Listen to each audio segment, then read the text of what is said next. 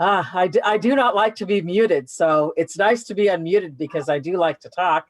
And especially today, we are so fortunate to have one of our very famous alumni here with us today, who is graciously giving us his time, his energy, his wisdom to all of you students out there. So I am so very, very well, I'm pleased, but I also just feel very humbled by the fact that, Mr. Arkin, you've come to join us today to talk with our students and impart some of your experience and your wisdom with us today.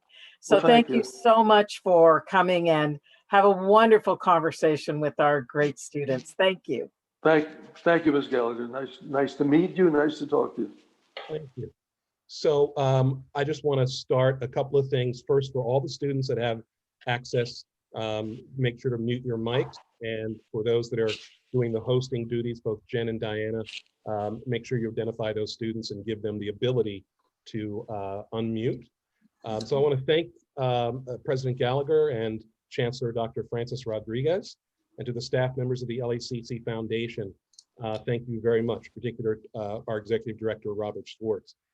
So today's conversation, we're going to allow students and community members to learn from one of the actor's favorite performers.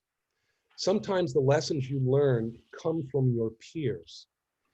Now, the process of finding the truth about your character, bringing authenticity to your performance, can sometimes be found in the smallest of things. Brief story, in the 1990s, when I was a working actor in New York, I'd been cast in a production of The Tempest as Stefano. Now, for those of you who don't know, Stefano was a character that is stumbling drunk for 99% of the play.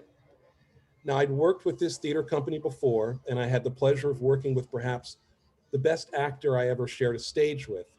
He was a man named Jim Bianchi. Now, he's an actor you've never heard of, most likely will never hear of him. But Jim and his partner were just happy with a life in New York City, doing off Broadway with little notoriety, working a day job and performing at night. Well, with a week to go or so until we were supposed to open, my Stefano was falling flat. The director and I had worked and had tried different things and nothing felt right. And remember, you cannot slur your words while doing Shakespearean text. So I asked the director if it was okay if I asked Jim what he thought. And the director said, you know, he was out of ways to help me find Stefano, so he said, go ahead. Jim had been patiently waiting, watching me struggle, and never once did he comment on my performance until I asked him for help. And then he gave me the most generous gift. He shared how he would portray a drunk. And Jim said to me in this great voice, he said, the key to playing a drunk is not to pretend you're drunk. It's to pretend that you are sober. Drunks are trying to hide the fact that they are drunk. So this very small but key suggestion opened up my character and allowed me to find Stefano and portray him in a really authentic manner.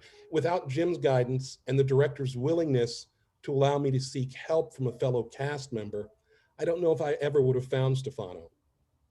I once asked a fellow company member, a guy named Charles, what he thought of Jim's acting chops. Charles turned to me and without missing a beat said, child, if I heard Jim Bianchi was taking a dump, I'd go watch because I could learn something.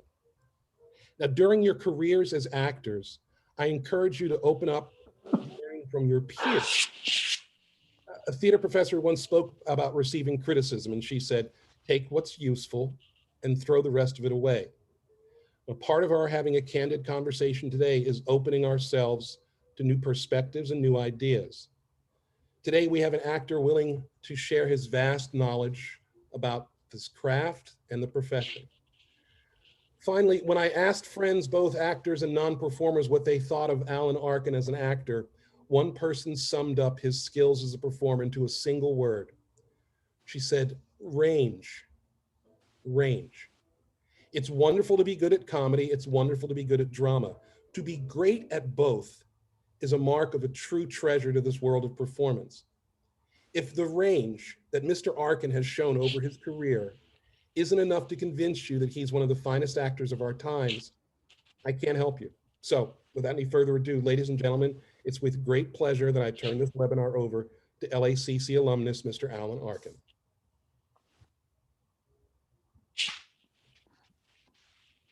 Hi. This is a strange format. It's going to take me a while to get used to it. I was expecting thunderous applause and a standing ovation, but I can't see anybody, so I'll have to get it from my wife later. I'm going to have to tell her, sweetheart, I need a little applause and standing ovation. I don't want to start with a speech. I have plenty I have to say, but I need some guidance as to what people want to hear about. I would prefer just to serve your needs rather than spew something that would be of no value to you. So I'd like to open it up to the floor. Anytime you want to jump in, please jump in.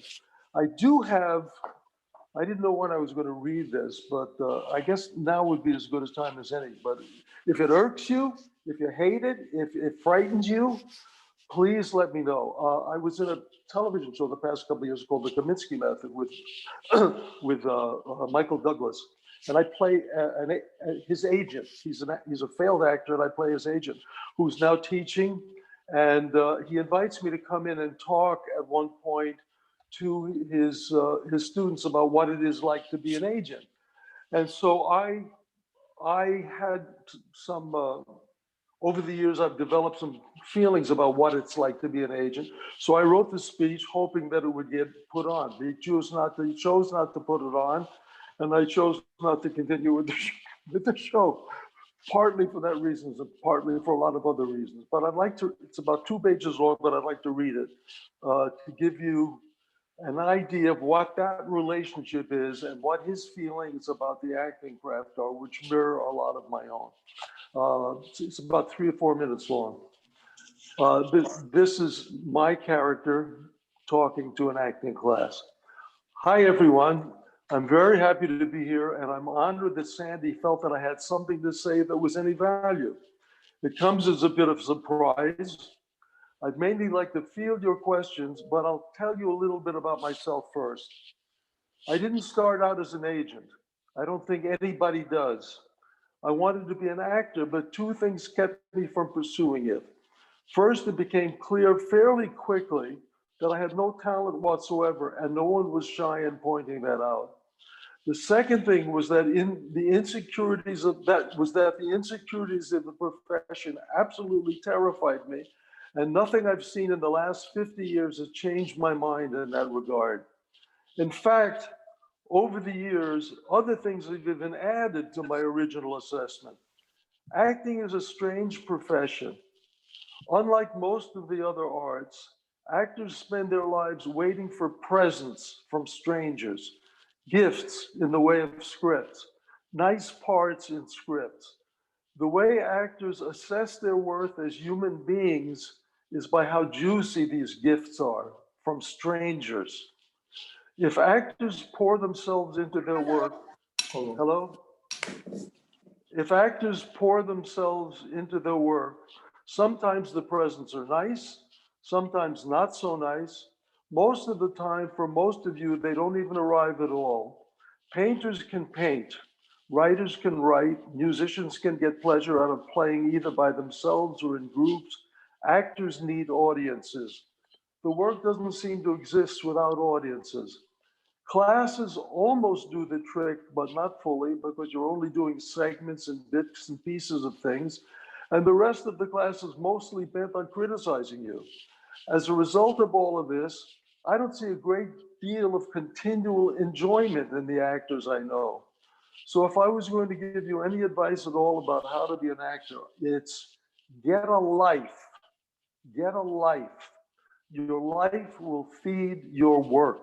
It does not work the other way around. How do you get a life? Calling your agent 5 times a day is not part of your life, and it won't help you professionally. It's wasted time, yours and his. Neither is hanging around hour after hour in a coffee shop talking about how great your last workshop scene was or how close you were to getting in a show. More wasted time. Neither is endlessly reading the trades or waiting for the phone to ring. All things I've seen young actors spending endless time on. What do I mean when I say get a life? I mean simply find someone to love. Find loyal friends who you can listen to. Have a hobby or two. Find things in your existence that you can feel passionate about in addition to your work. You will find that if you have a life, you will be less desperate about the role when you actually get one, and your acting will be better. If you expect acting to fill up all the needy holes that exist inside you, you will be disappointed and you will fail. You will end up either being a drunk, a drug addict, or desperately lonely and then dead. Is having a life, becoming a whole human being, hard work? Yes. Yes, it is. But I cannot think of any job on the planet that's more important. Probably not what you wanted to hear, but it's the best of what I have to offer. And that's it. It's an agent's point of view, but in a lot of ways mirrors mine. I used to be absolutely desperate about being an actor. I felt if I wasn't going to be able to act, I might as well die. And as a result, my terror when I got an audition to anything was so dramatic that I failed most of the time. I stopped being desperate when I began having a life. When I had a little job that made me happy enough so that I didn't care whether I got the part or not. I wanted to have a good time at the audition. When I stopped looking for out of the corner of my eye as how well my audition was going and just immersed myself in what I wanted to do with the audition, that's when it started getting better. I had to have some security as a human being that I didn't give a damn if and when I got the part or how good it was, how long it was going to run. I used to notice that when I would tell stories to my friends, I would say, why am I so comfortable now? And why am I, this is acting, telling stories to my friends, telling them a joke, telling them an anecdote. Why can't I do this when I'm in front of people? It was because I was trying to curry favor with them.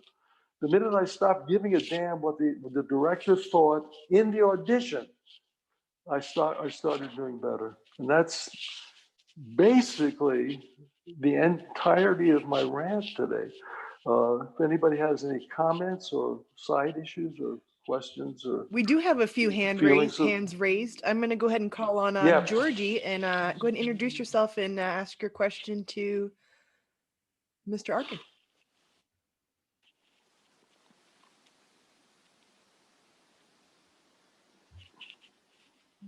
The rest is silence. We're getting there. We're just going to get Georgie to unmute himself real quick. I'm pretty sure. There we go.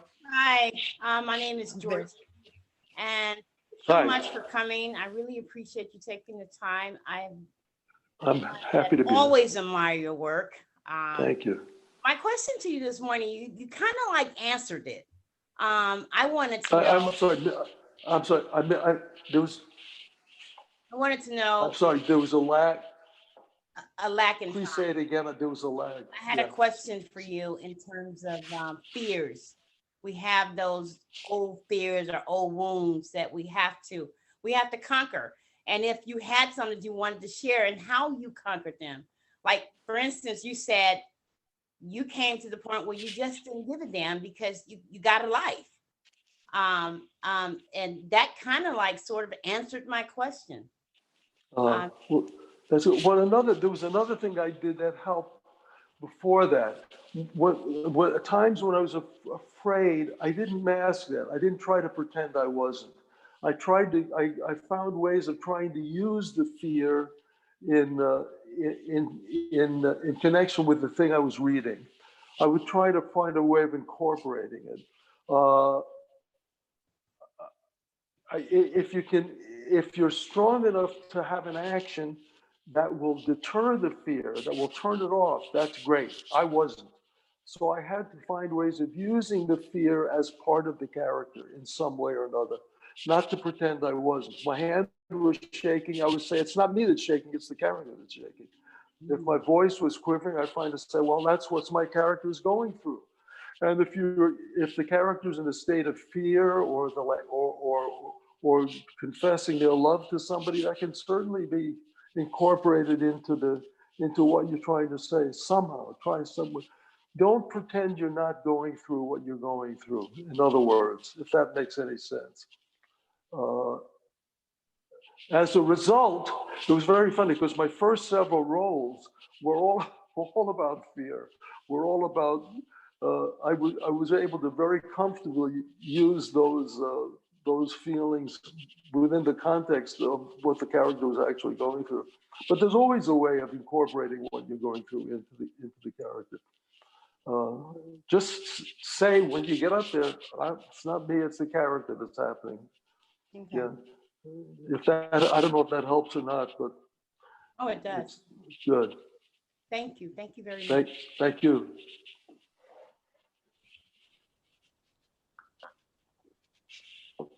That was me drinking tea. I feel like I'm on Mars. I'm about to have a landing on Mars in a space capsule. It's crazy.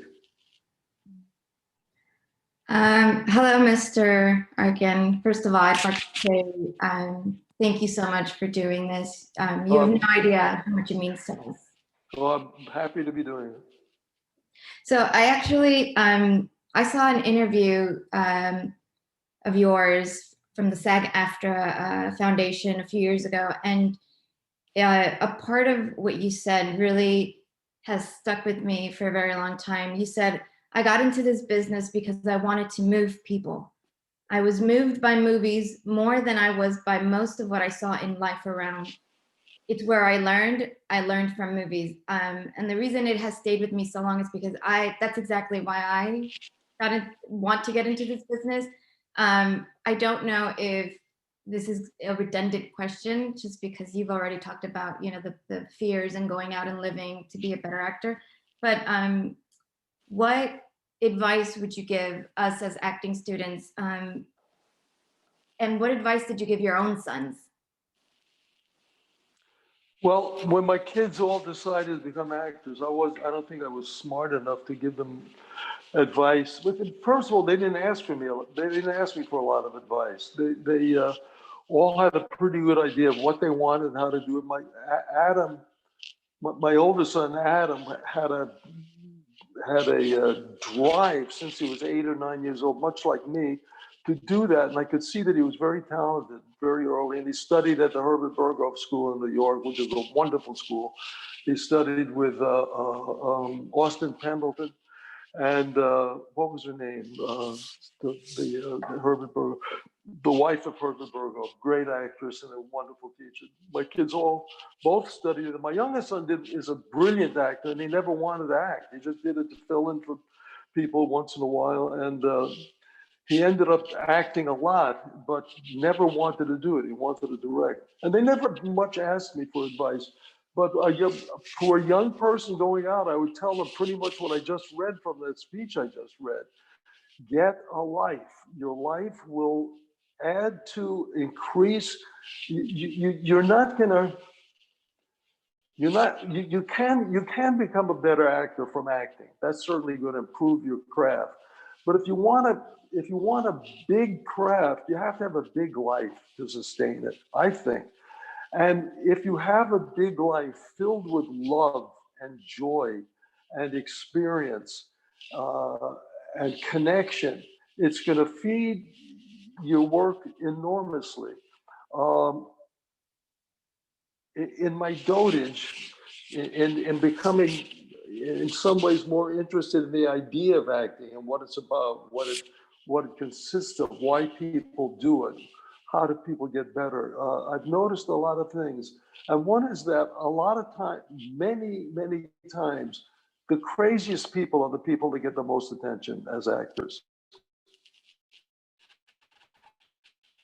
Now, that's for reasons. One of the reasons is that if you're in a room full of people and there's 9 sane people and one raving maniac, who's going to get the attention? Who's going to get the attention? The craziest person there is going to get the attention. That's true in movies too. the person, even if he's trying to hold himself together because he wants to be an actor, the problems and the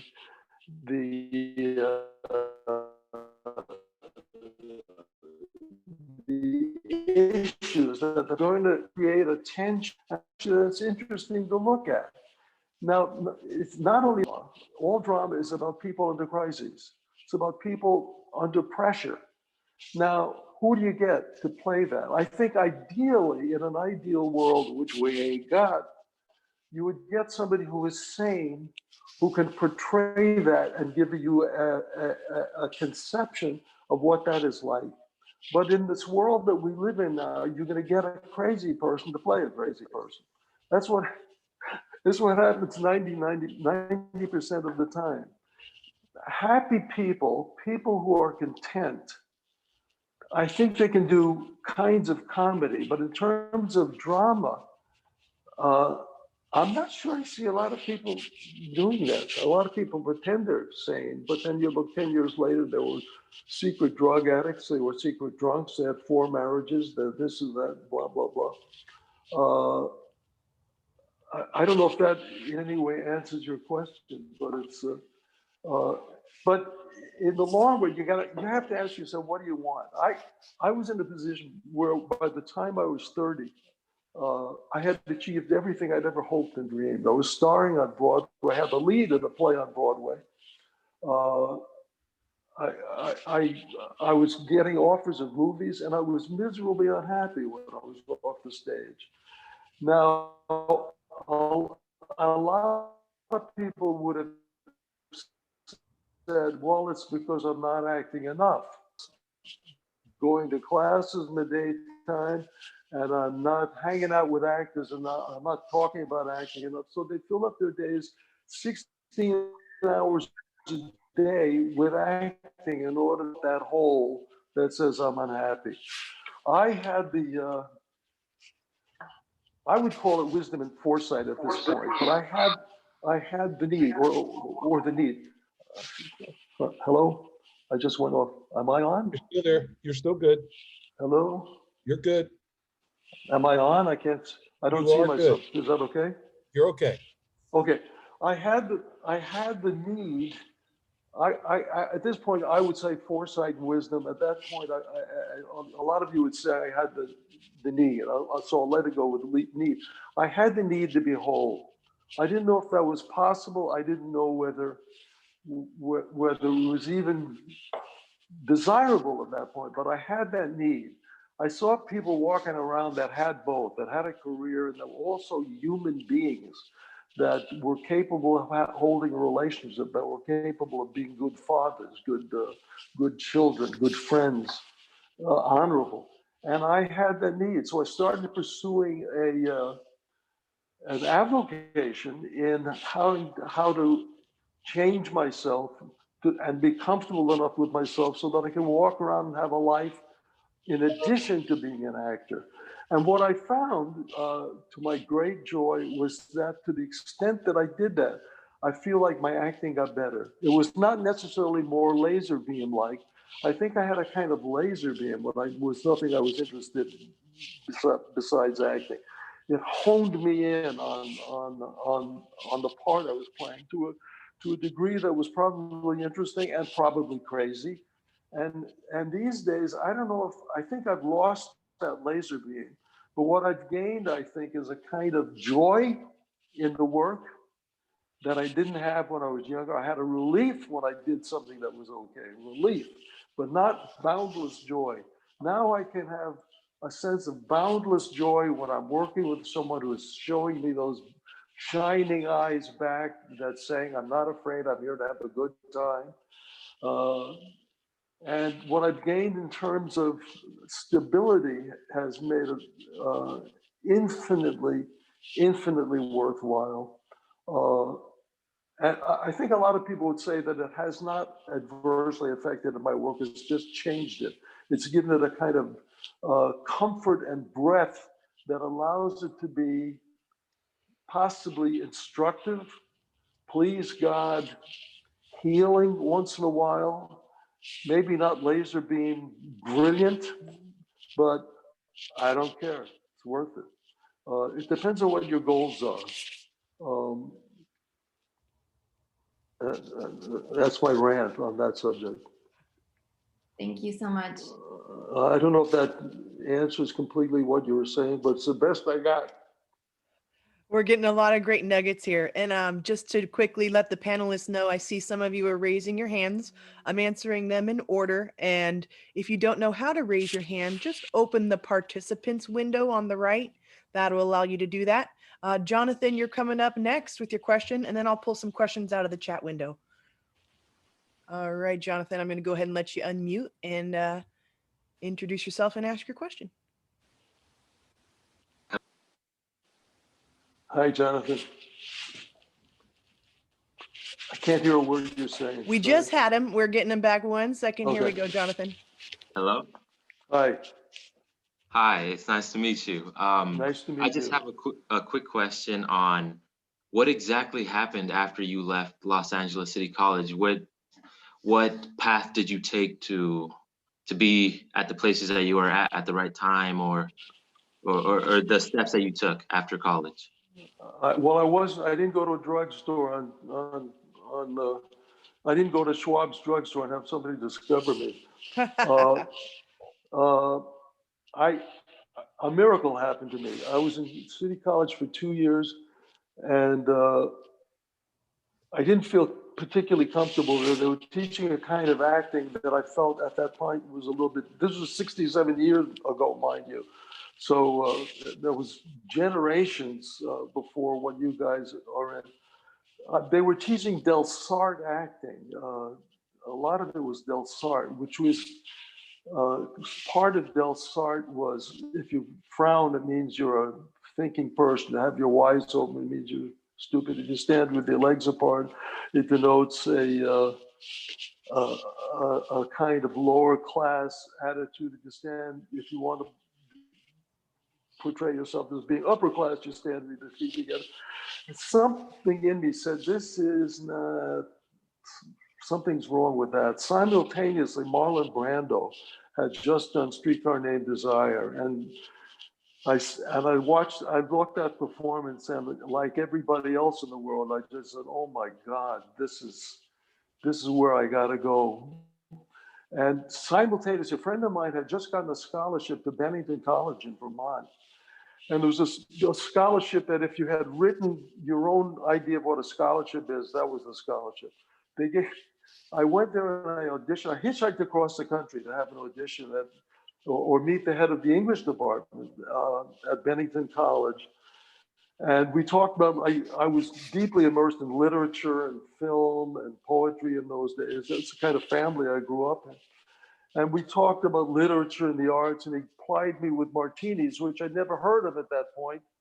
And after 2 hours, he allowed me into the college. And I got in, and a month later, my grades from LA City College got there, and they said, oh my God, I wish we could change our mind, but it was too late. They had accepted me. I was there for 2 years. I was there for 2 years, and then I left because I realized I could never get a degree, and I felt like I needed to work. So I went to New York and starved as an actor for about 6 years, could not get a single job. At the end of 6 years, I got a job with an improvisational group. We worked together for a couple of months and got an improv group together. There were no improv groups in the country at that time. Remember, there were none. We were alone in the world. Or maybe Italy had a couple, but we didn't have it. I went to St. Louis to work for the summer at this cabaret. And a guy from Chicago came down and said, if you ever wanted a job in Chicago at an improv company, he said, I can hire you. I smiled and said, thank you, and thought to myself, fat chance, I'm not gonna bury myself in Chicago for the rest of my life. Went back to New York and starved for another year. And then finally, in despair, I called this guy in Chicago and said, if the job is still open, I'll come there and join the company. And I went there and got the first acting job I ever got in my life. I stayed at the theater like 18 hours a day, took every conceivable workshop, discussions, talked about the shows afterwards. The place was named Second City, that nobody had ever heard of at that point. I was in the first company of Second City. 6 months later, we achieved national attention, and that was the beginning of my career. And Wow. remained. I stayed with them 2 years, and it was like 30 years of experience. Do 15, 20 characters a night. We sometimes did 3 shows a night, and it was unbelievably important in my life. So the lesson for me was, it became a serious life lesson after a while, is that when you surrender to an event, like going to Chicago at that point for me was giving up my career, giving up my vision of a career, but it meant work. It meant working, and I took that job, and it was all the difference in the world. It meant everything that followed. So don't poo-poo the jobs that come along, no matter how insignificant they may seem initially. They may be the door to something better. I wouldn't turn down much at the beginning, and that would be my advice to anybody starting out. Well, that's great advice and great question, Jonathan. I had no idea, Mr. Arkin, you were in the first company of Second City. That's awesome. I saw everybody's eyes get real wide and our minds were blown. I Cool. I have a book. I don't want to tout it unless people are interested in improvisation, but I have a book on it that came out about 5 years ago called An Improvised Life, which talks a lot about, my wife and I talk about 100 improvisational workshops. Half the book is about that, and half is about how improvisation feeds your life and how your life feeds it back and forth. Wonderful. We actually have a lot of time on our hands for reading, so I'm sure the theater students would love to take a look at Improvised Life. And Nishika's coming up next, and then Carlos, you're after that. So go ahead and unmute yourself, Nishika, and ask your question.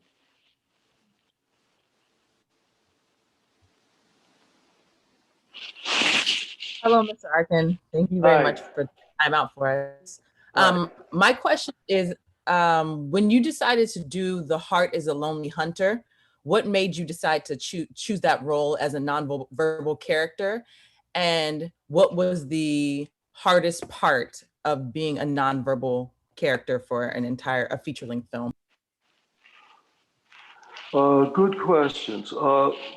Well, I had read the script a couple of years earlier and loved it. I mean, how can you, it's a great, great script and a great project and a great book. And I had read it a couple of years earlier and told the writer, and I said, I badly want to do it. And I called the director. I forget who the director was at that time. But I said, I badly want to do it. And I had no credits at that point. So they said, we need somebody with some kind of clout. They offered it to Montgomery Clift, and Montgomery Clift badly wanted to do it. His health was so bad at that time that they couldn't insure him. So it didn't get done. In the meantime, while they waited, 2 years went by, and I did The Russians Are Coming, which got me national attention. And I went back to the writer. I said, is this good enough now? And he said, yeah. So they got it put together based on the fact that I had achieved some notoriety at that point. And as proud as I am of the film, I'm at least as proud of the fact that we were a mixed racial company, and it was I think it was before the Civil Rights March, and we vowed we were not going to split up. We were going to go down and shoot in Selma, Alabama. And I said, we ain't splitting up. And we all agreed, and with our life in our hands, we felt, we went and found a Holiday Inn that would take us all. And to our amazement, the town welcomed us all with open arms. They had just been through the march 6 months earlier, and they had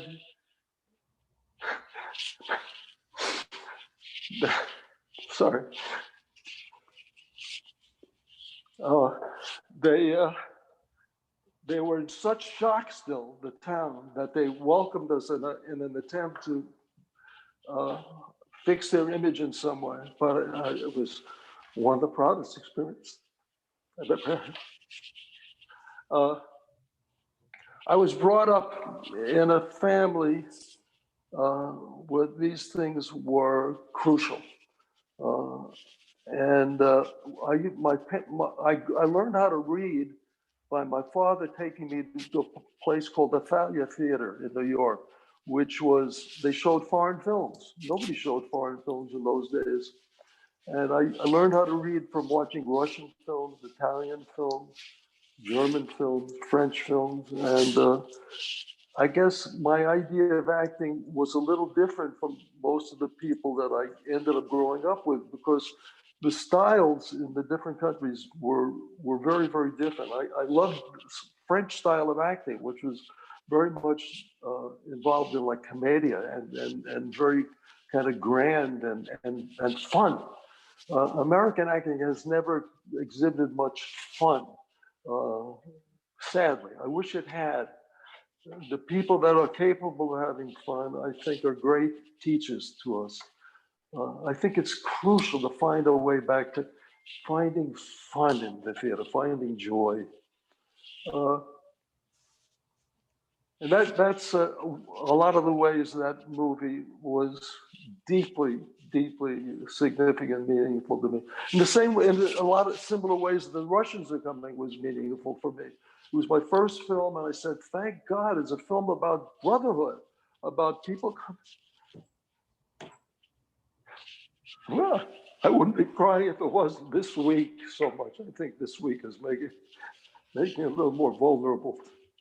You're not alone, Alan. This was really, really moving. I can see a lot of us here really touched by what you have to share. Kevin, would you like to add anything?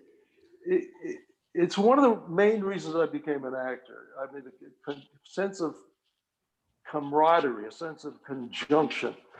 That's my greatest joy. When I look back at the films that were meaningful to me, it's the ones in which everybody came together for a similar purpose, for the same person, for the same purpose. It doesn't happen that much anymore. Sadly, but it's what drew me to the profession and what feeds me. Wonderful. We're going to take a question from Carlos, and then I'm going to grab some questions out of the chat from our attendees. Carlos, you can go ahead and unmute yourself and then ask Mr. Arkin your question. Hello, Mr. Arkin. It's a tremendous honor to meet you. Hi, you're Carlos? Yes.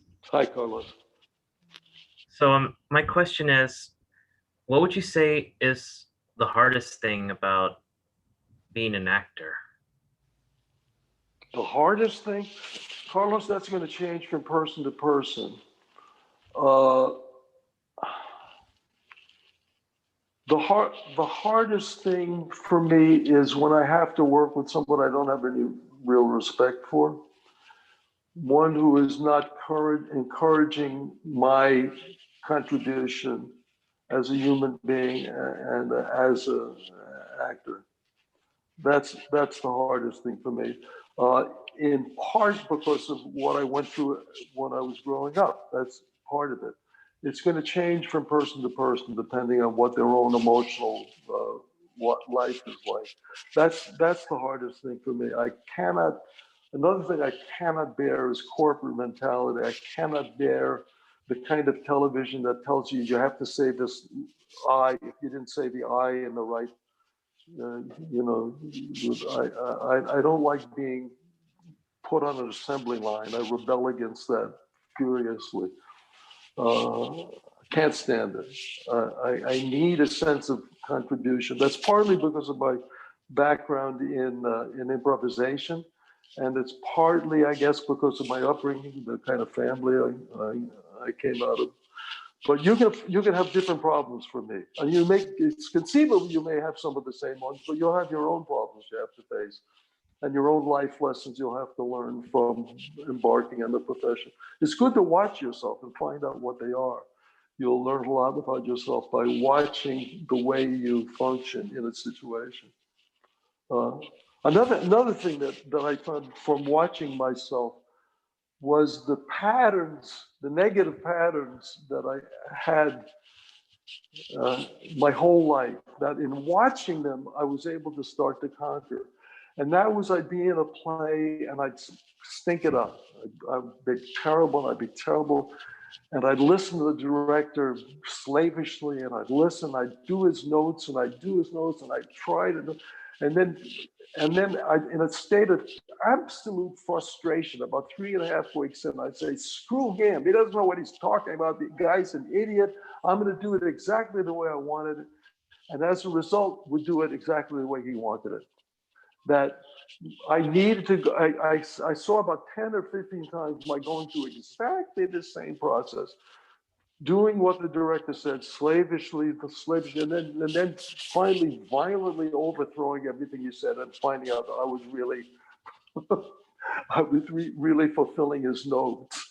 And I finally, in recognizing the pattern, I started to be able to get over it and not go through the ups and not going through the downs either.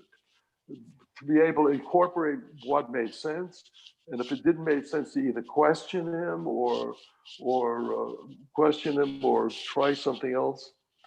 It's very important too, when a director says something you don't understand, to have the courage to say, "I'm sorry, I don't understand that. Can you say it some other way?" Very, very important. No matter how small the part, no matter how big the part, don't let stuff like that go by. If the director's going to be a jerk and tell you to shut up or something, that's his business. But you've got to do that. If something doesn't make sense, have the courage to have it made clear to you. It's very, very important. There's got to be time left for that. If not, what the hell's the point? What's the point of doing something if you're just slavingly mimicking something and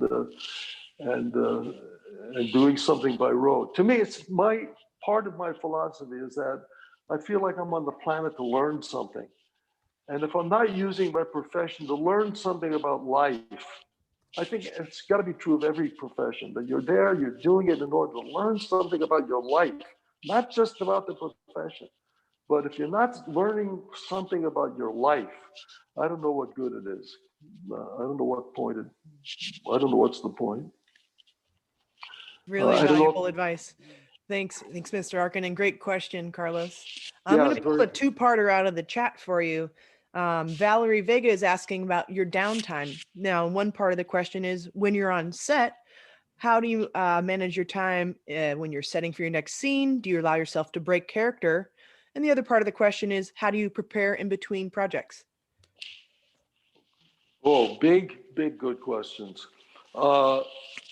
Things have evolved and changed dramatically over the decades. Answering that question depends on which me you're talking to me. If you're talking to me now, it may not serve the you that's embarking on a career right now. But when I was younger, I would not only be the character when I was on camera, I would be off, I would be home, I would be the character on weekends, I would be the character a month before we started shooting, I would be the character 2 months after we stopped shooting. I didn't know who I was. Like Peter Sellers, I didn't have what I consider was a strong identity as me for a long time, which I think is a problem a lot of actors have. And it's a problem. It's not a condition, it's a problem.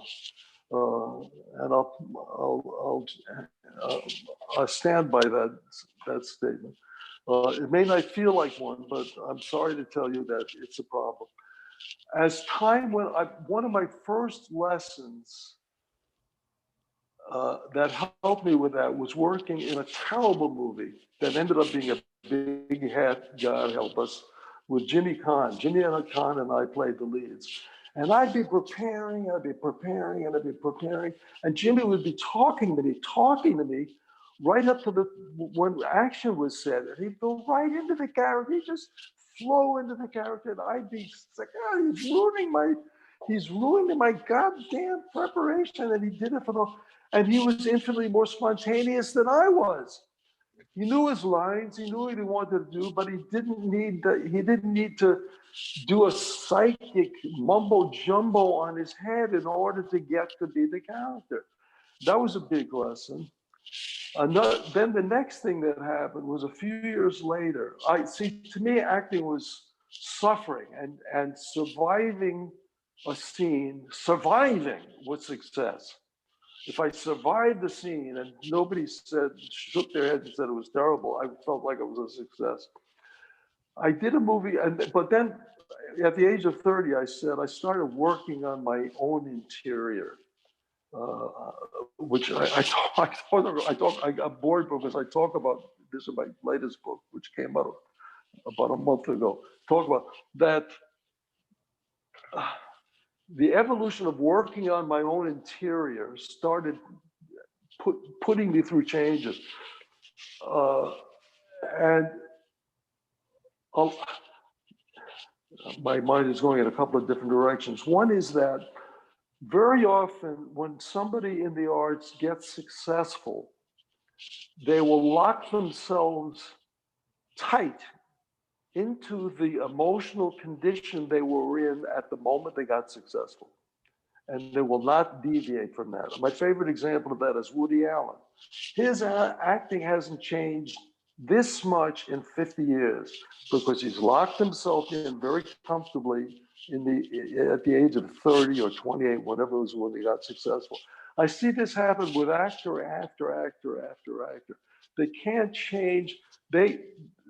I've even heard actors who are very successful say that I can't play that part because my fans won't like me as that character. So they don't own themselves anymore. Those people don't own themselves. They're owned by those people that they think love them. They don't love them. They're their fans. They like their work. They don't love them. I have a manager. My manager would say to me for years, "Oh, Alan, you gotta see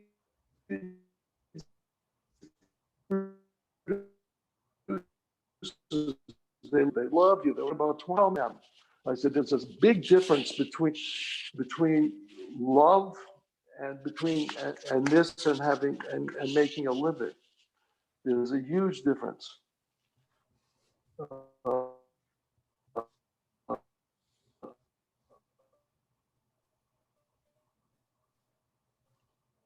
We got a freeze.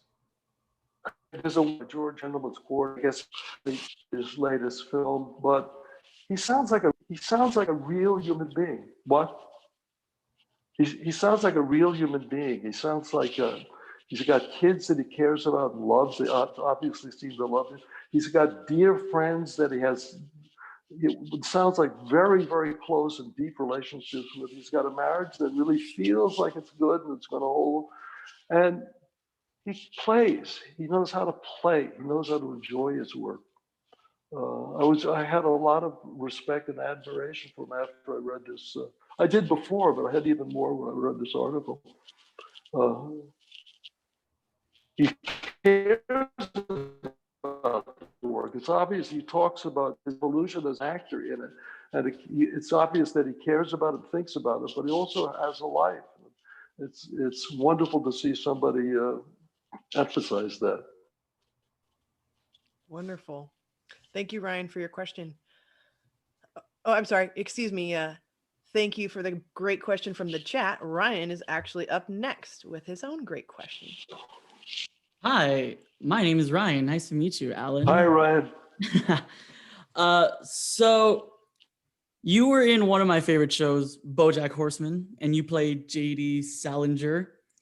As someone personally whose dream is to become a voice actor as well, I was wondering, since you've done mostly like on-screen stuff or live theater, how did it feel to transition into voiceover, and how different is it from actual on-camera acting as well?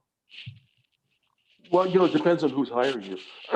That I was left completely alone. I wish that was an unhappy experience because I don't feel like I really captured much of anything when I did that. And it's really sad because I knew Salinger.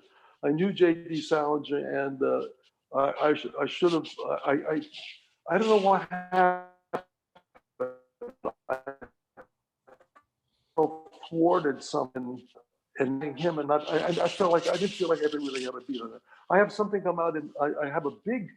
It's not a transition. It's just a job I had. I don't feel like I'm doing any kind of transition. I did an animated cartoon about 30 years ago with a character that I love. I played a magician in a thing called the Last Unicorn. Not a completely successful feature animation. I had a wonderful cast, and parts of it were great, and I loved my character. And I didn't do anything since until they asked me to do BoJack Horseman. But this year I did a thing, a big part with Steve Carell on the latest Minions, which is coming out in late spring, or a really interesting. Man,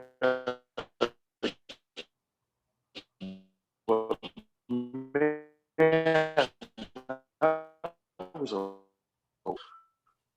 2-hour studio for a week, but it like wants you to scream all the time. I don't, which for reasons I don't understand, because a lot of my favorite cartoons are cartoons where they just talk like reasonably real people, like the Iron Giant, for example, or Pinocchio, something like that. It'll depend totally on the kind of thing you do and who you work with.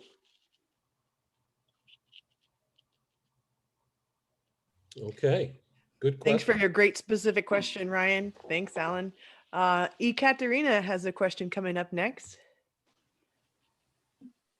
Greetings, Mr. Hi. Alan, Arkin. Hi, привет. Hi.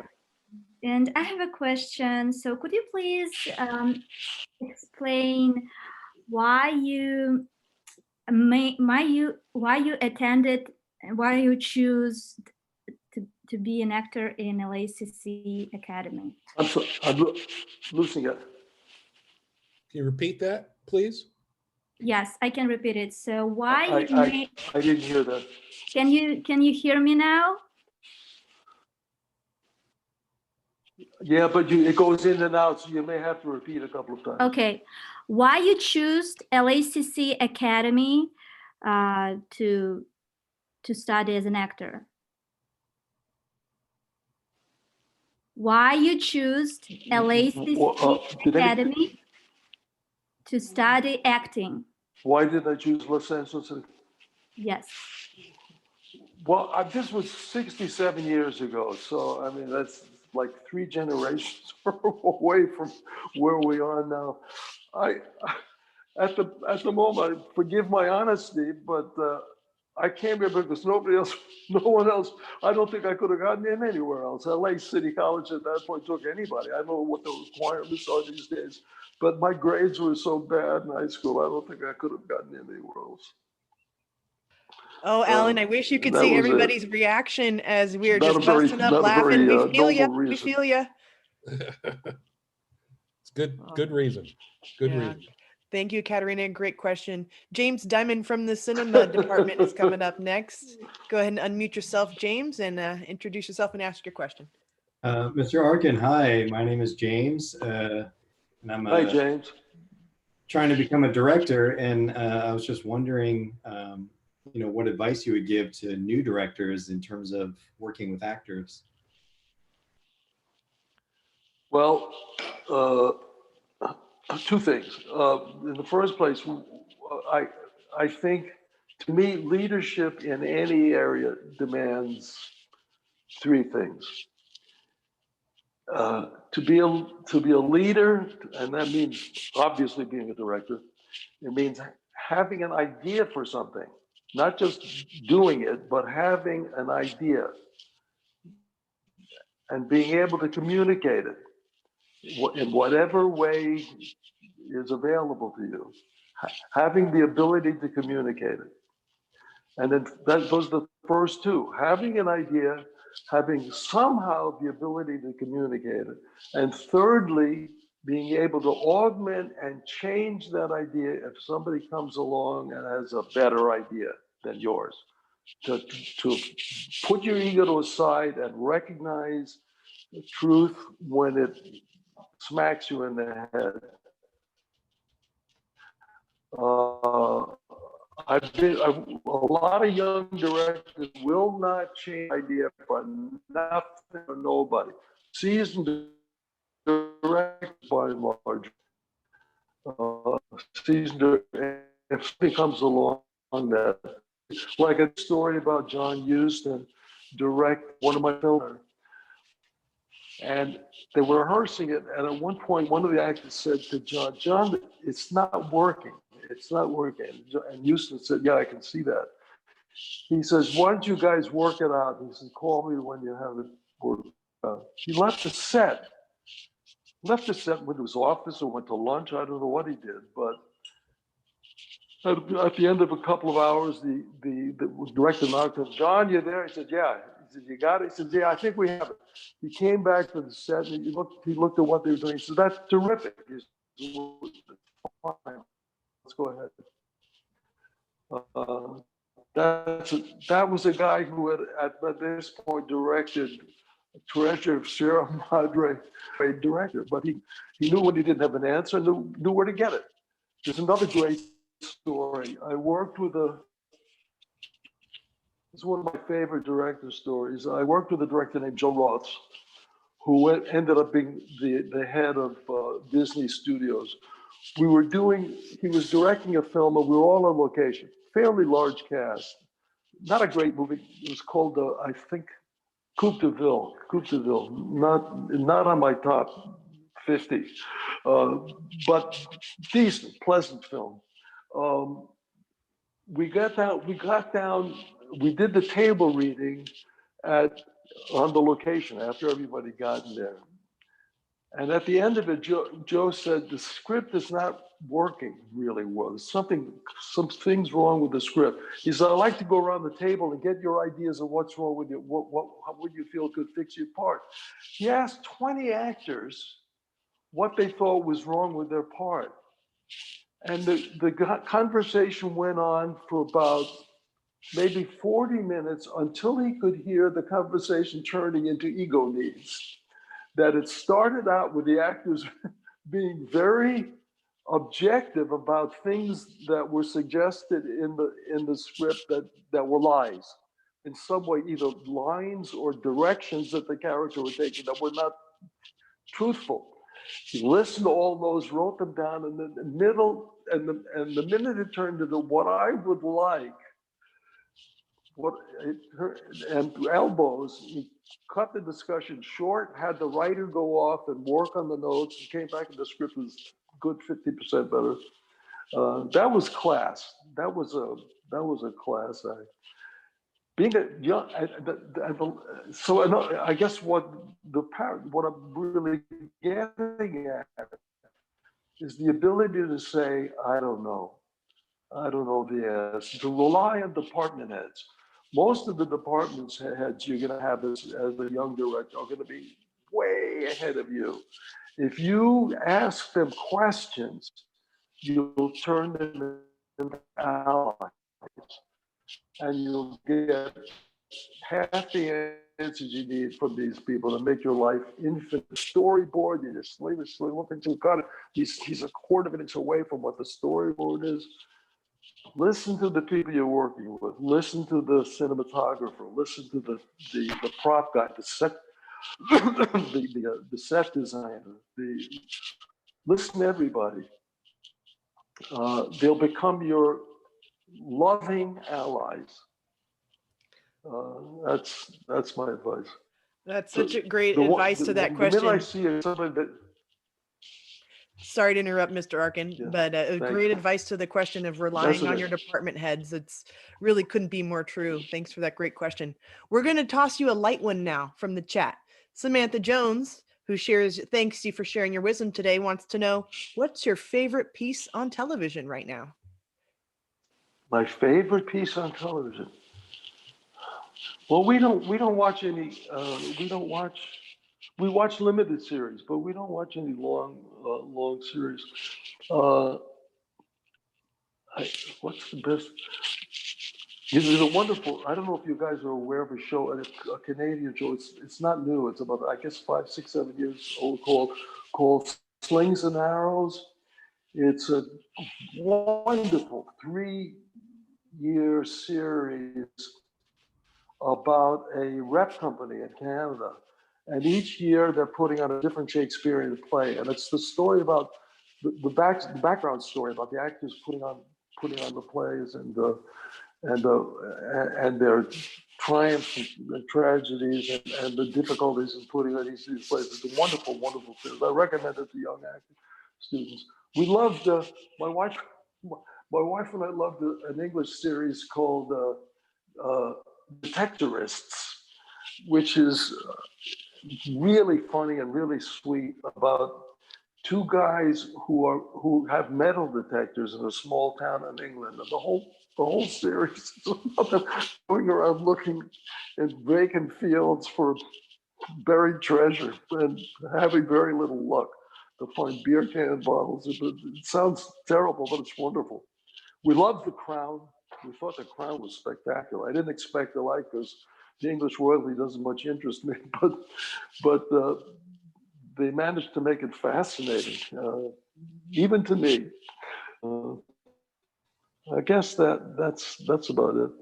Watch a really interesting show, limited series called The Night Of. That was pretty darn good. The Trial of the Chicago 7 was sensational. An Aaron Sorkin film. If you haven't seen that, it's brilliant. And I think if there's a genius working around now, I think it's him. Nice. It's absolutely brilliant.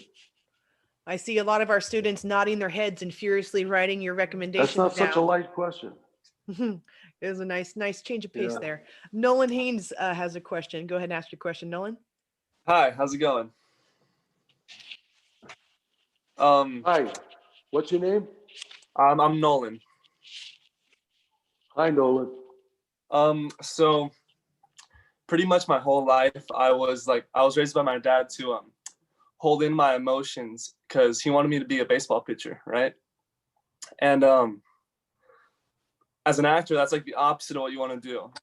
Did he push you a lot? Yeah, he did. He did. Okay, I got a movie for you. You should watch right away, called Fear Strikes Out. Fear Strikes Out. Okay, got it. Yeah, it'll be very meaningful to you. I'm sorry to interrupt you. Oh no, that's fine. I'll definitely watch that. But anyway, so I feel like there's been an emotional block for me. But in order to be a professional, I want to know how to unblock, and I want to know if you've ever dealt with a block like that also. Yeah, everybody's got blocks.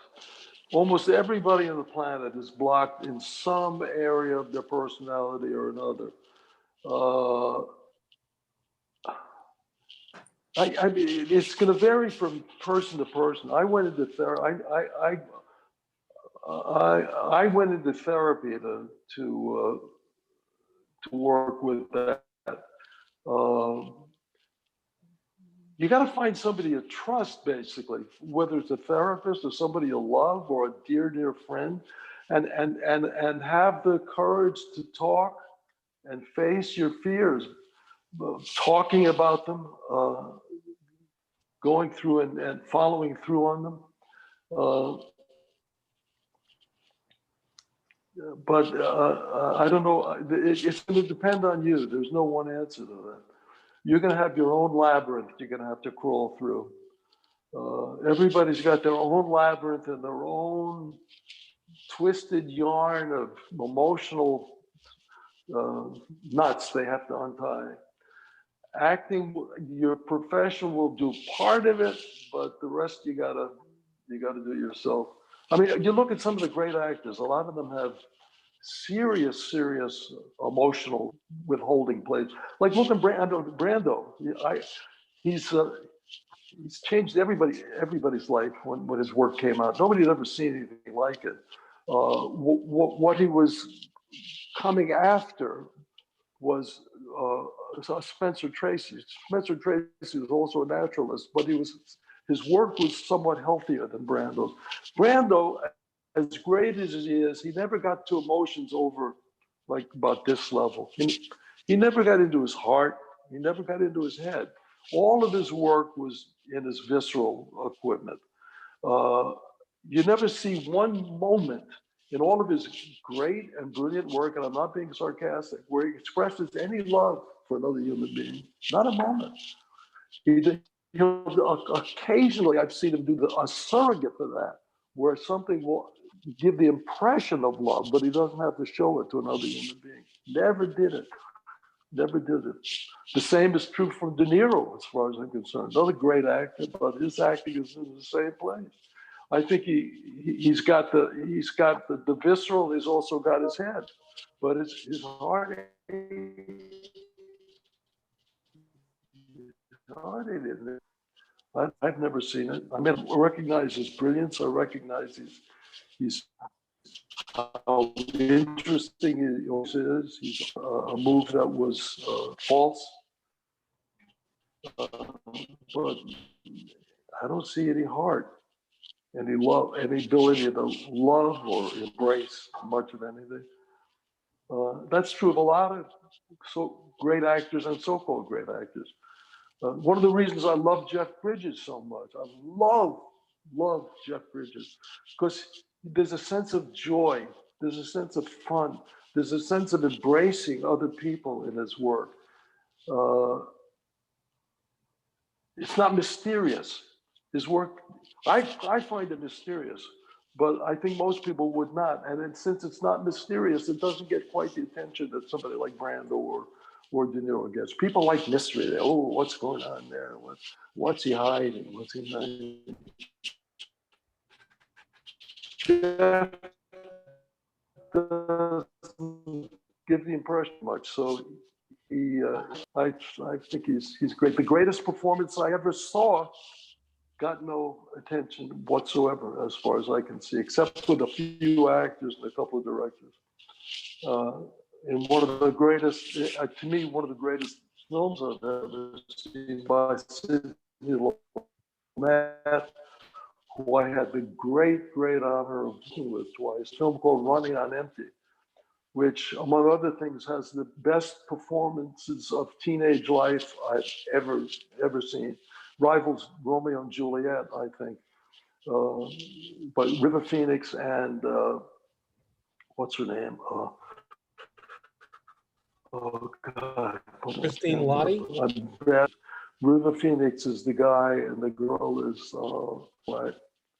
No, Christine Lottie plays the mother. The mother. Yeah, you know that film? Yes. Yeah. What do you think of it? I thought it was great, and it was the gentleman that played it was the Judd Hirsch was the father. Well, he plays the father, and what the heck is the girl who played the River Phoenix's girlfriend? She was brilliant performance. But the performance that wiped me out was Christine Lottie's father, Steve Hill. It's one of the greatest performances I've ever seen, except for another thing he had done 30 years earlier on television. He was Brando's rival on Broadway, but he decided to become an Orthodox Jew. He couldn't work on Friday night or Saturday, and that knocked him out of 2/3 of the work he was going to get. He plays the father. He's got one. Oh, see it for yourself. It's one scene, and I had to leave the theater after I saw the film. I had to leave the theater after his scene because I was so deep. I called Lumet and I said, "How did he get what he did? How did he get to what he did?" And then I called the actor himself, and he thought I was joking at first. And then he told me what he had done, and you could see it on his face. Doesn't raise his voice, doesn't move, hardly changes his position. There's no music, and I had to leave the theater after the scene. That never happened to me before or since. Martha Plimpton. Plimpton. Plimpton. It's not Margaret, it's Plimpton. Plimpton. That's for Martha Plimpton. Yeah, it's an extraordinary series of performances. Those are wonderful examples, Alan. And Nolan, thank you for such an honest and open and vulnerable question. Of course, and also, Mr. Arkin, what was that movie called again? That baseball movie you're talking about? Running on Empty. Fear strikes out. Oh, Oh, Fear Strikes for Out. the Fear baseball strikes player. out. Yeah, it's got one of the best, most amazing moments. Well, I'd love to hear from you after you see it. So maybe get it to somebody in the faculty that can send me an email message. Yeah, you have a homework assignment now, Nolan. You have to give a write-up on the film, and Kevin will send it over, okay? Yeah, and I grade severely too. They need it. We'll whip them into shape. Wonderful. Thank you so much. Alan, this is such a candid conversation. We're really appreciating your time. We have about 15 minutes left, so I'm answering our questions coming up in order. Matthew, you're next. Hi, Alan. How are you? Hi, Matthew. I was wondering, with such a long career and a long life you've had, what are some moments or times that you can recall that you've just thought, man, this is what acting is about. This is why I do it. This is what really gets me out of bed in the morning and invigorated about it.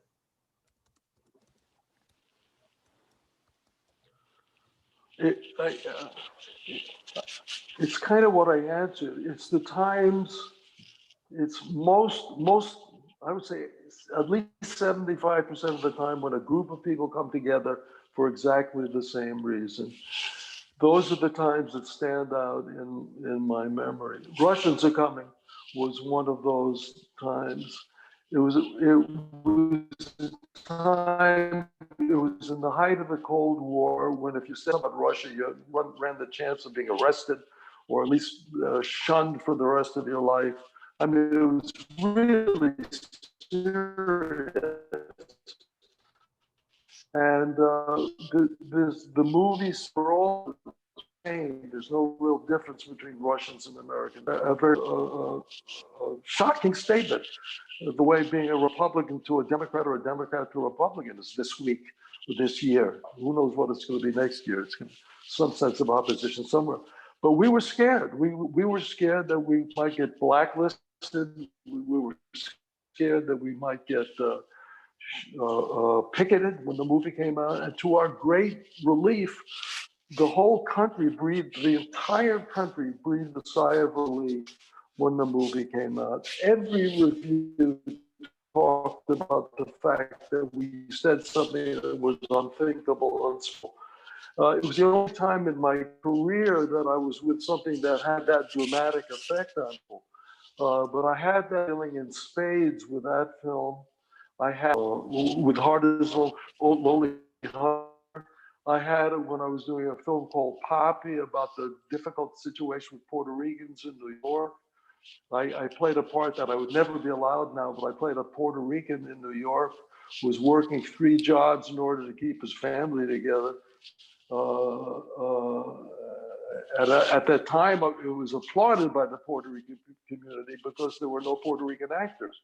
But now I wouldn't be allowed to play it. I felt that way about those films. I felt that way very, very much with Little Miss Sunshine. We all had a small, tiny movie, but we all had a very, very great sense that we were involved in something that was special.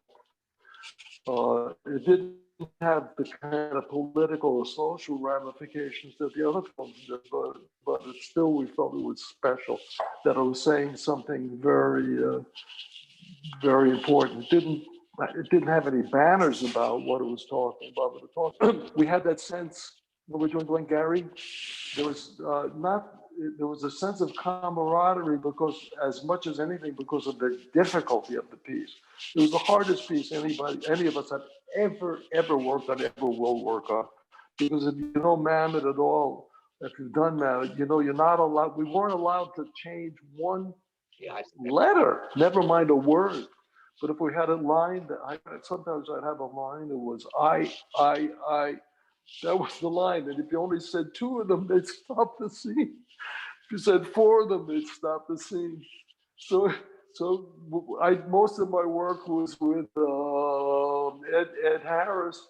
And when we rehearsed a month on that point. When we weren't rehearsing, we'd run to when we were shooting, we'd run to the trailer and rehearse and rehearse and rehearse and rehearse and rehearse. And everybody else was doing the same thing. We rehearsed and rehearsed and rehearsed. And when it was like people said, "Was you have fun? Did you have fun on that film?" I said, "Fun? My God, it's like asking a brain surgeon if the last operation was fun."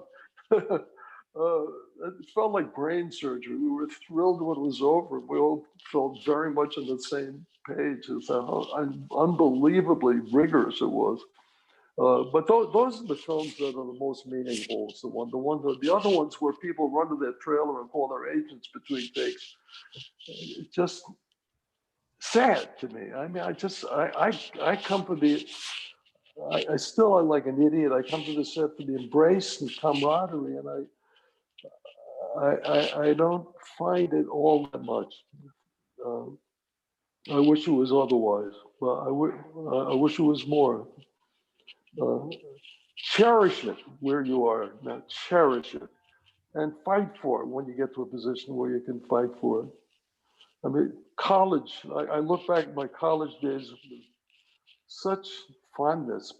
There were a couple of plays we did at Bennington that people still talk about 50 years later, 50, 60 years, 50 years, over 50, 100 years later, whatever it is. I don't remember.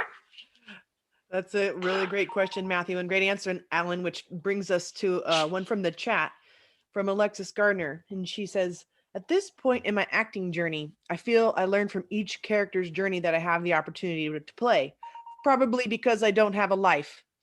Good callback from your original tip. And she says, at this brilliant point in your journey, would you say that as a person, you still have pieces of, that you as a person still have pieces of the characters you have played? Have they helped shape you?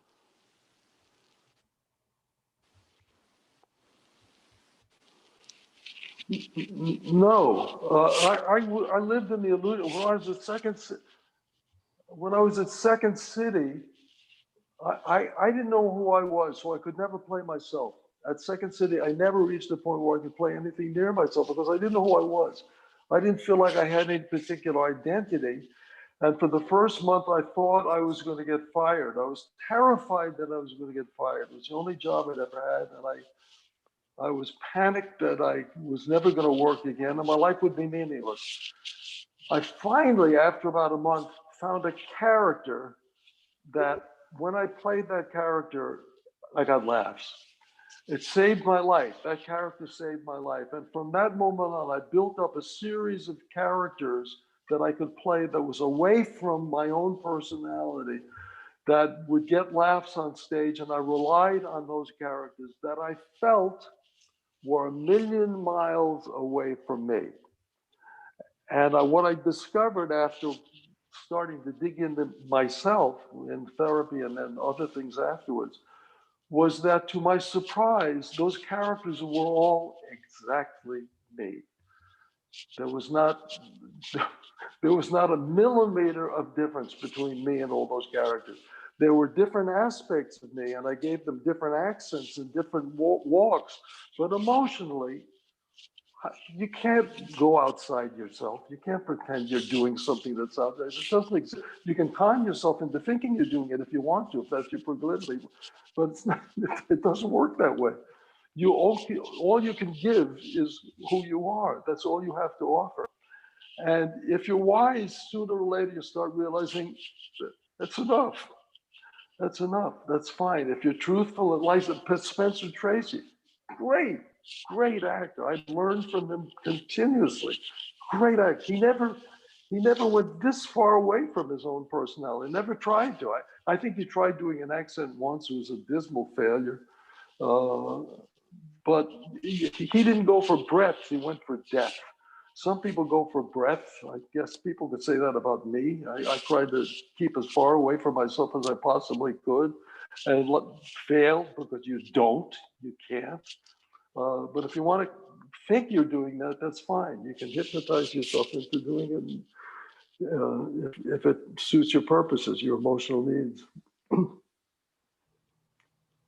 That's such a candid answer. I love it. Thank you, Mr. Arkin. We're going to have another question coming up from Andrew Dominguez. Hello, Mr. Arkin. Thank you so much for taking the time to speak to us. I mean, it's surreal for me because I'm happy to be here. one of my favorite movies is Wait Until Dark. I mean, I love that movie. One of my favorite movies of all time. So here's my question for you. What did you do in preparation for Rote, and what did you like the most about portraying that character? Well, the two different things about. First of all, I hated playing him. Once I started doing it, I hated him. I hated playing him, and I hated being mean to Audrey Hepburn, who I loved. I mean, Audrey Hepburn was everything a human being should be. She was kind. She was hardworking. She was filled with humor and intelligence and kindness. And I hated being mean to her. I hated even pretending I was being mean. I couldn't stand it. So there was that aspect. I didn't enjoy it. And what I did, I mean, working on the character, I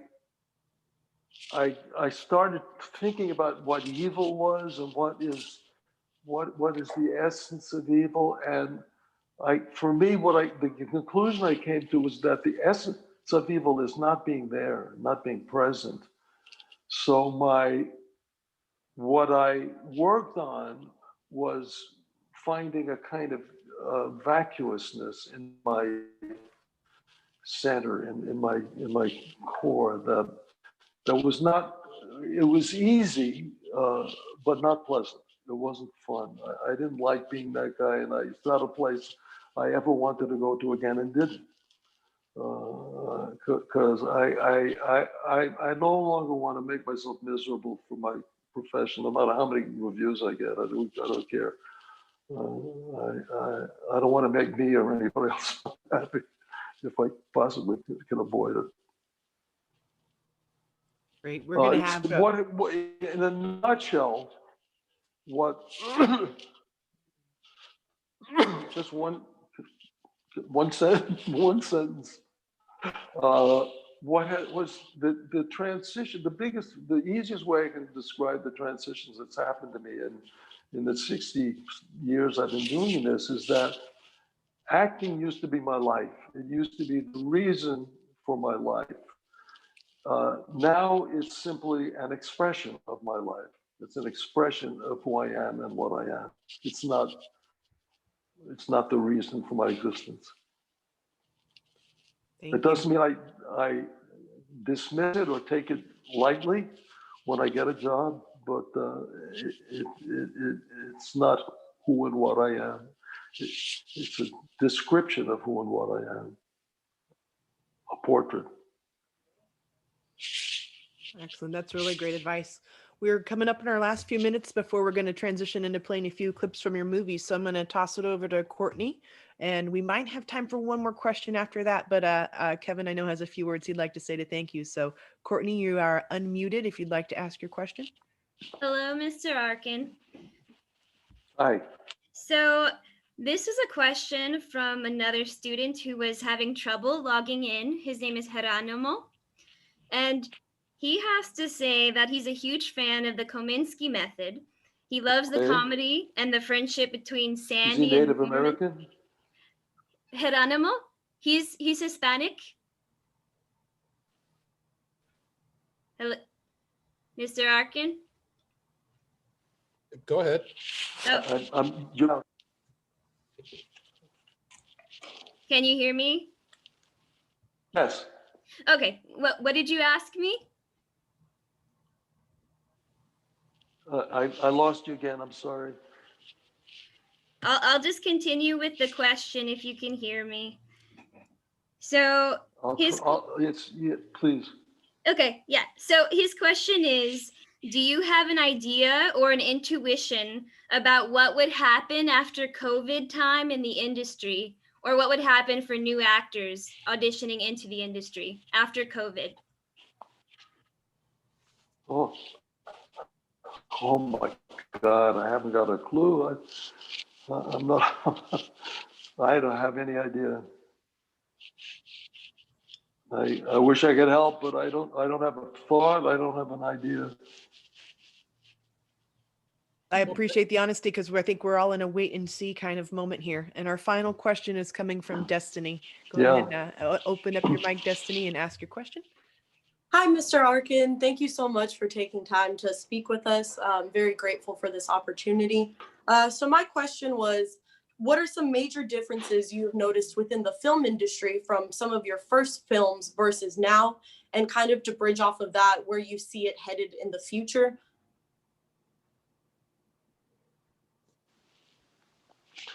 I'm not a sociologist, so I don't know if my view of this is going to be particularly valid, but it felt much looser when I was in the business. It felt much more like play. I came into it at a particularly wonderful time in the United States. I came into the middle 60s, the 70s, where it looked like there were all kinds of possibilities for everybody in the world. It felt like a new world and everything was going to be sensational and wonderful. And now we're not living in that climate. There was a lot of experimentation. There was a lot of new directors encouraged. People that had never directed before were given a lot of chances. There was a period of time during that time when Canada had a tax rebate situation, so that all kinds of movies were being done in Canada with no restrictions of any kind. So it was a time for a lot of experimentation and play. Now I feel like I don't feel like this industry is particularly different from any other industry in the country. I feel like they all operate pretty much the same way. I think people in the film industry like to think they're special, but I see similarities between this and all the other industries. I think things have got tighter. I think that people are watching the clock more. I feel like there's less and less desire and room for excessive creativity. Although I think there are great movies coming out now. I think that nobody wants them. I don't think the studios particularly want them, because creative people create problems. There was even a memo sent out a while back, from several of the studios, that creative people create problems. So that's more and more of an issue in every industry now. I think a lot. I don't know. I don't know how to answer that. I find being on a television set, a series, I don't know what they're all like. I guess they're not all like that, but it's the most restrictive. I'd rather be, it's like, to me, it's like working on an assembly line. The scripts are, you do not change, you don't get rehearsal time, you don't get rehearsal time, you don't get everybody goes to their trailers. There's no, if you have a day's work, one of my sons, two of my sons are acting teachers, and they recognize that you got to come in knowing what you're going to do and having an idea, because there's not going to be anybody there to have long chats with you. Nobody wants to. Nobody has the time or the inclination to do it. You got to come in knowing exactly what you want to do and how you're going to do it. That to me is, I don't know what it is. I don't find it creative or interesting.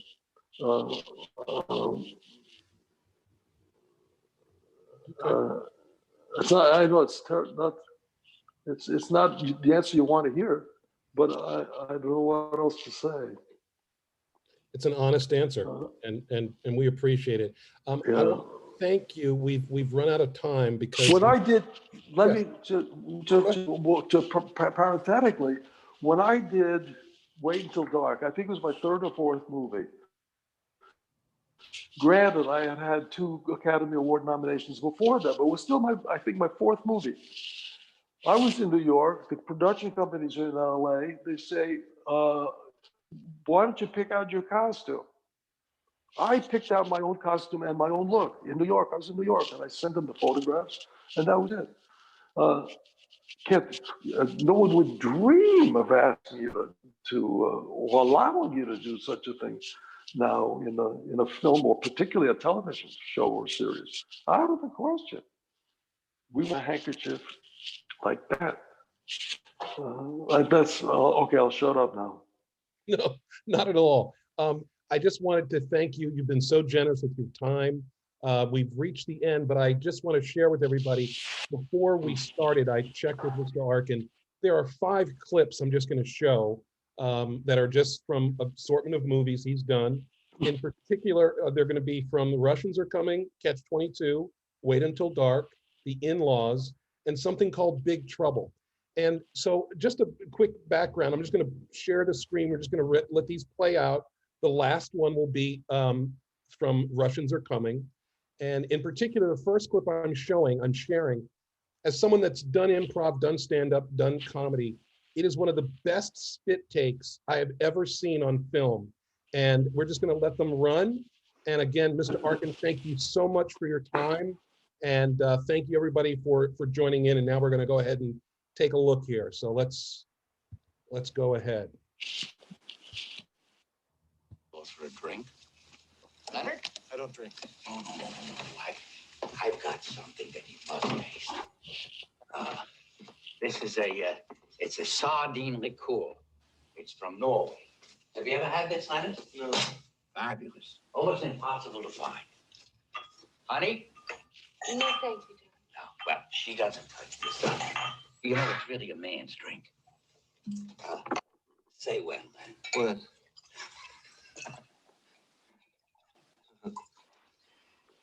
Now, in Norway, the new sardine liquor is released, or gevunsnit, as they say, on November 1st each year. There are lines around the block. Leonard, to us, to the future, to the house.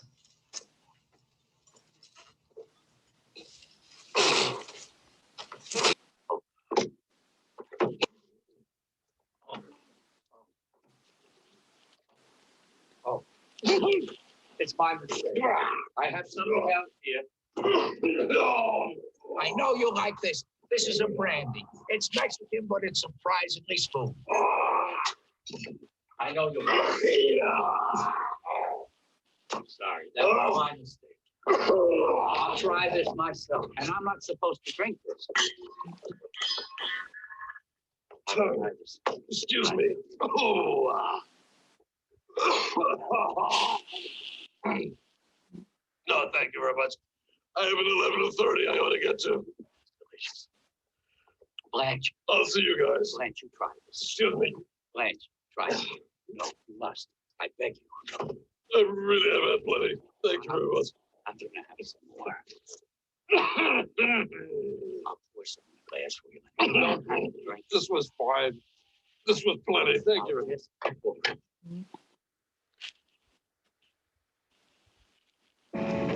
Jesus! Hands! This guy's a crook? They're all crooks down here. At least this one don't make any bones about it.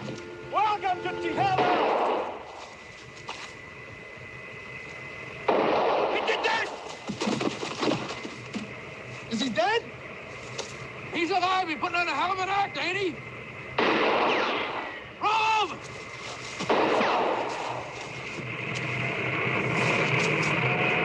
They're taking off without us! That's standard procedure. What? We gotta make a run for his car. We'll never make it. We'll never make it lying here. That's for goddamn sure. You ready? No. No, I'm ready. Serpentine. What? Serpentine. Serpentine.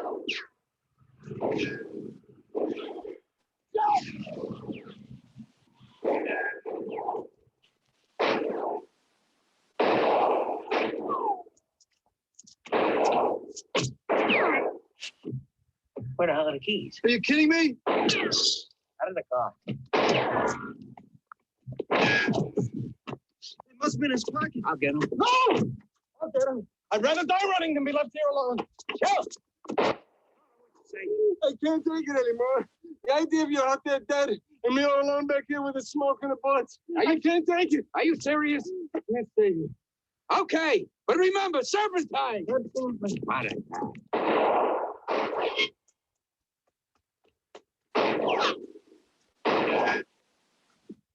You're dead, right? Good. Apúntele, no le va a disparen, hombre. Serpentine, shell, serpentine!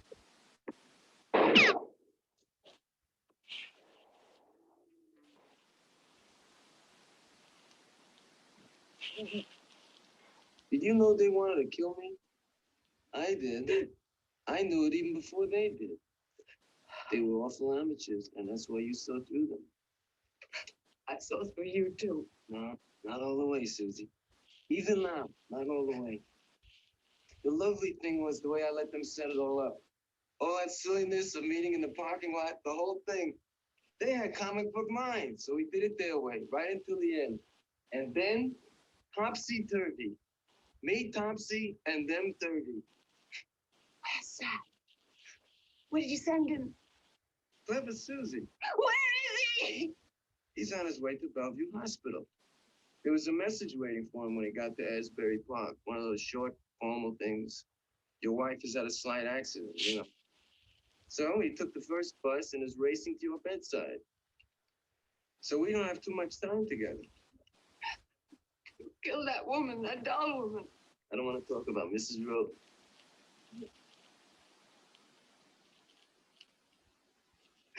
Are you gonna give me that doll, Susie? I can't. Okay. I don't believe you, Susie. I can't. I don't have it anymore. What is that? No, I'm not gonna ask you again, Susie. So when you want to tell me where it is, you're gonna have to tell me. I can't. It isn't here. You're lying again. Oh, what is that? It's just my hand. Well, now, why don't we stand up? I said stand up.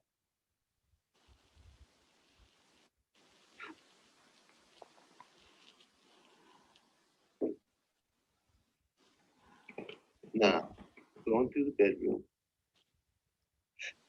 Mr. Rhodes, Mm. are you looking at me? That's it. Stop! Oh. Don't touch that! Look, I'm due for rotation myself in a couple of months if I don't cause any trouble or break any rules. And one of the rules says I can't ground anyone just because he asks me to. Can you ground crazy? Of course, I have to. There's a rule that says I have to ground anyone who's crazy. I'm crazy. Who said so?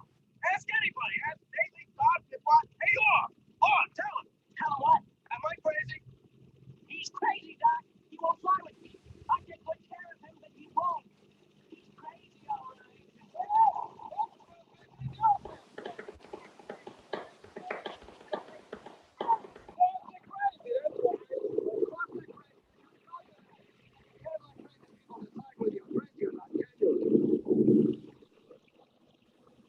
He's all crazy. Of course he is.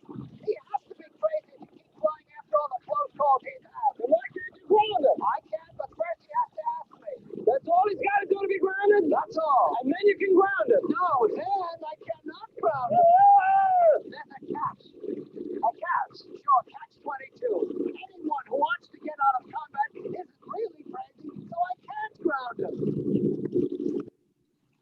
Okay, let me see if I got this straight. In order to be grounded, I've got to be crazy. And I must be crazy to keep flying. But if I ask to be grounded, that means I'm not crazy anymore and I have to keep flying. You got it. That's catch 22.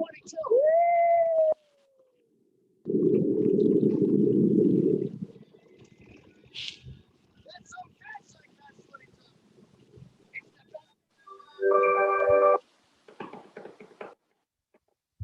This is Center, and we wish to speak with you about boats. Boats. Boats, about boats? Yes. Yes, that is most exactly correct. Boats. Well, I don't understand. I mean, who are you? I didn't hear a car. How did you... Please not to be afraid. We are nobody. We wish only to inquire where to find power boat, other power boat for private use for some brief little time. You understand, sir? Sorry, but I still don't understand. There are no boats around here. No boats. No. This is an island with no boats. Well, yeah, I mean, well, there are boats, some boats, but not around here. In town. I mean, in the harbor in town, but there are none around here. Big boats. Yeah. Motor power boats. All different kinds of boats, yes. They're Russian. Nice little boat. Which way to harbor, please? Well, it's 5 miles down the road. Ask them if they're Russian. Peter, be quiet. Very clever little boy. Very, very clever to see that my friend and I are foreigners, but of course not the Russians, naturally. What would the Russians be doing on the United States of America Island with so many animosities and hatreds between these two countries? It is too funny an idea, is it not? No, we are, of course, Norwegians. Norwegians? On a small training exercise for the NATO countries, of course, yes. To reach place of power motorboats, it's necessary to make borrowings of automobile for short time only, sir. May I ask you something, please? Are there 9 of you out there? Are you all Russians with machine guns? And does one of you look like look like a wrestler? I'm sorry to comply with your statement, but misfortunately, all of the answers to these questions are yes. Please to step inside the house, please. No, wait, just wait a minute. You can't come in here. No. Lady, please, not to worry, or no harm is coming. No harm, absolutely no harm. Honey, don't be frightened. There's got to be some explanation to all this, Pete. I'm sorry, I didn't believe you, son. All to keep him calm, please. I repeat, no harm is coming. Hold up, please. Being seated. It's all right, honey. Just take it easy now. Pete, boy, don't be scared. There's no need to be scared. I'm not scared. Good. Good boy. Now, to answer some few questions very quickly, please, so that there is no necessity whatsoever. So that there is no necessity whatsoever why everybody in such a nice American family should get shot to little pieces. You understand? Yes. Good.